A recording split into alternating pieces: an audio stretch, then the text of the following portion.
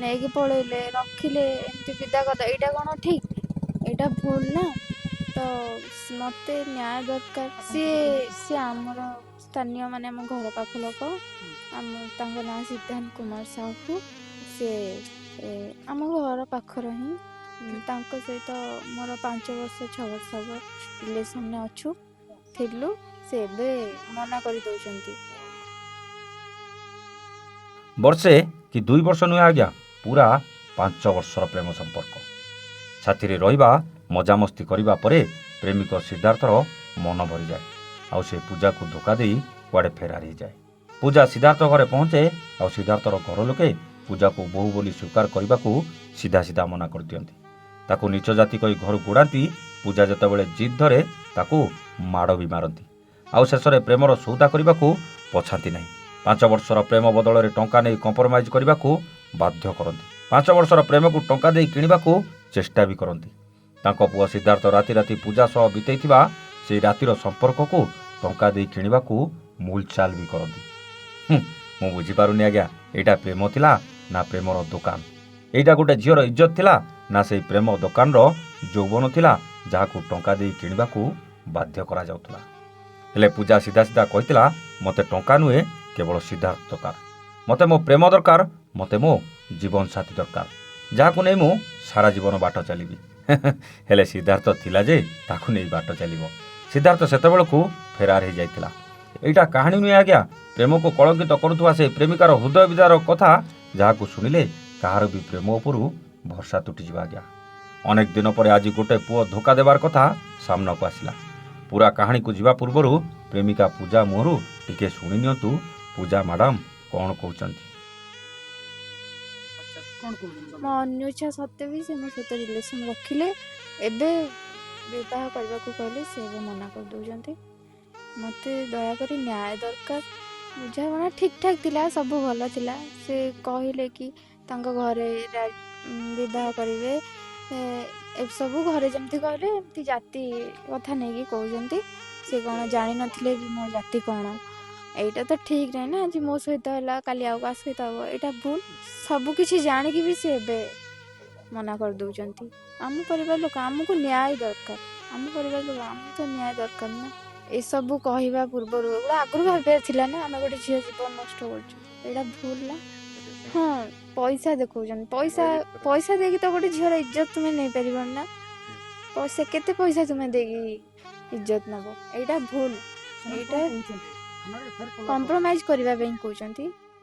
Compromise କେମିତି ହେବ? ହେଇପାରିବନି ନା କମ୍ପ୍ରମାଇଜ୍। ଥାନାରେ ବି କହୁଛନ୍ତି କମ୍ପ୍ରମାଇଜ୍। କମ୍ପ୍ରମାଇଜ୍ ମୋର ଦରକାର ନାହିଁ, ମୋତେ ନ୍ୟାୟ ଦରକାର। ଶୁଣିଲେ ତ, ହିରୋ ଭଳିଆ ଦେଖାଯାଉଥିବା ଏହି ଯୁବକ ସତରେ ହିରୋ କି ଭିଲିଆନ୍ ଆମେ ଜାଣିପାରୁନୁ ଆଜ୍ଞା। ଏ କାହାଣୀ ଆଜି ସବୁ ଯୁବତୀମାନଙ୍କୁ ଅନେକ କିଛି ଶିଖେଇ ଦେଇଯିବ। ଯାହାକୁ ଦୂରେଇ ଦେବାର ଥାଏ ନା, ସେ ଆପେ ଆପେ ଦୂରେଇ ଯିବ ଆଜ୍ଞା। ଦୂରେଇ ଯିବାର କାରଣ ପଚାରିଲେ ଖାଲି ମିଛ ବାହାନା କରେ। କେତେବେଳେ କୁହେ ତୁ ନିଚ ଜାତିର ବୋଲି ଘରେ ରାଜି ହେଉନାହାନ୍ତି, କେତେବେଳେ କୁହେ ତୋର ଆଉ କାହା ସହ ସମ୍ପର୍କ ଅଛି, ମୋତେ ଆଉ ଆଗ ଭଳି ତୁ ଆଉ ଭଲ ପାଉନୁ। ସେମିତି କିଛି ଘଟିଥିଲା ଯାଜପୁର ବରୀ ଅଞ୍ଚଳର ନିଜ ଗାଁର ଜଣେ ଯୁବକକୁ ପ୍ରେମ କରୁଥିବା ଏହି ପୂଜା ସହ। ସିଦ୍ଧାର୍ଥ ଆଉ ପୂଜା ଗୋଟେ ଗାଁର ଥିଲେ। ସବୁଦିନ ଦେଖା ସାକ୍ଷାତ, କଥାବାର୍ତ୍ତା ଭିତରେ ଉଭୟଙ୍କ ଭିତରେ ପ୍ରେମ ହୋଇଯାଏ। ପ୍ରେମ ପୁଣି ଏମିତି ସେମିତି ପ୍ରେମ ନୁହେଁ ଆଜ୍ଞା। ସିଦ୍ଧାର୍ଥ କୋର୍ଟରେ ମ୍ୟାରେଜ୍ କରିବାକୁ ପୂଜାକୁ ନେଇ କଟକରେ ପହଞ୍ଚେ। କଟକରେ ଭାଇ ଭାଉଜଙ୍କ ପାଖରେ ପୂଜାକୁ ସାଥିରେ ନେଇ କିଛି ଦିନ ରଖେ। କଟକରୁ ସିଧା ଯାଜପୁର ଟାଉନ୍, ଆଉ ସେଠି ଗୋଟେ ଘର ଭଡ଼ା ନେଇ ସାଥିରେ ରୁହନ୍ତି। ସ୍ୱାମୀ ସ୍ତ୍ରୀ ଭଳି ରହି ଆସୁଥିବା ସିଦ୍ଧାର୍ଥ ଆଉ ପୂଜା ବେଶ ମଜାମସ୍ତି କରି ଜୀବନ କାଟୁଥାନ୍ତି। ଏପଟେ ଘର ପରିବାର ଛାଡ଼ି ଯାଇଥିବା ପୂଜା ସିଦ୍ଧାର୍ଥକୁ ବାହା ହେବାକୁ ବାଧ୍ୟ କରେ। ହେଲେ ସିଦ୍ଧାର୍ଥ କିଛି ନା କିଛି ବାହାନା କରି ସବୁବେଳେ ପଛଘୁଞ୍ଚା ଦିଏ। ପୂଜାର ସବୁ ଲୁଟି ସାରିବା ପରେ ସିଦ୍ଧାର୍ଥର ପୂଜା ପାଖରୁ ମନ ଫେରେଇ ନିଏ, ଆଉ ପୂଜାକୁ ଛାଡ଼ି କୁଆଡ଼େ ଚାଲିଯାଏ। ପୂଜା ବ୍ୟସ୍ତ ହୋଇ ଫୋନ୍ କରେ। ସିଦ୍ଧାର୍ଥ କେତେବେଳେ ଫୋନ୍ ଅଫ୍ କରିଦିଏ ତ କେତେବେଳେ ଫୋନ୍ ବି ଉଠାଏନି ଆଜ୍ଞା। ଦିନେ ସିଦ୍ଧାର୍ଥ ଫୋନ୍ ଉଠାଏ, ଆଉ ଯାହା କୁହେ ପୂଜା ପାଦ ତଳୁ ମାଟି ଖସିଯାଏ। କେବଳ ପୂଜା ନୁହେଁ ଆଜ୍ଞା, ପୂଜା ଜାଗାରେ ଯେଉଁ ଝିଅ ଥିଲେ ବି ତା ପାଦ ତଳୁ ମାଟି ଖସି ଯାଇଥାନ୍ତା ଆଜ୍ଞା। ସିଦ୍ଧାର୍ଥ କୁହେ, ଆମ ଘରେ ରାଜି ହେଉନାହାନ୍ତି, ତୁ ନିଚ ଜାତିର, ତୋତେ ମୁଁ ବାହା ହେଇପାରିବିନି, ତୁ ତ ରାସ୍ତା ଦେଖ। 5 ବର୍ଷ ଧରି ସିଦ୍ଧାର୍ଥ ଯେତେବେଳେ ପୂଜାକୁ ଭଲ ପାଉଥିଲା, ସେତେବେଳେ କେଉଁଠି ଥିଲା ଏ ପରିବାର? ସାଥିରେ ନେଇ ବର୍ଷ ବର୍ଷ ପାଖରେ ରଖିଲା ବେଳେ କେଉଁଠି ଥିଲା ଏ ପରିବାର? ରାତି ରାତି ଯେଉଁ ପ୍ରେମିକା ସହ ସମ୍ପର୍କ ରଖି ତା ଯୌବନର ମଜା ନେଉଥିଲା, ସେତେବେଳେ ତା ପରିବାର କଥା ମନେ ପଡ଼ିଲାନି ଆଜ୍ଞା। ଗୋଟେ ଝିଅର ସର୍ବସ୍ୱ ଲୁଟି ସାରିବା ପରେ ଏବେ ପରିବାର କଥା ମନେ ପଡ଼ିଲା। ଏମିତି ପ୍ରେମିକମାନେ ପ୍ରେମ ପାଇଁ କଳଙ୍କ ଆଜ୍ଞା। ସତରେ ଏଠି କ'ଣ ଏକୁଟିଆ ସିଦ୍ଧାର୍ଥର ଭୁଲ? ନା ଏ ଯୁବତୀର ବି ଭୁଲ ଅଛି ଆଜ୍ଞା।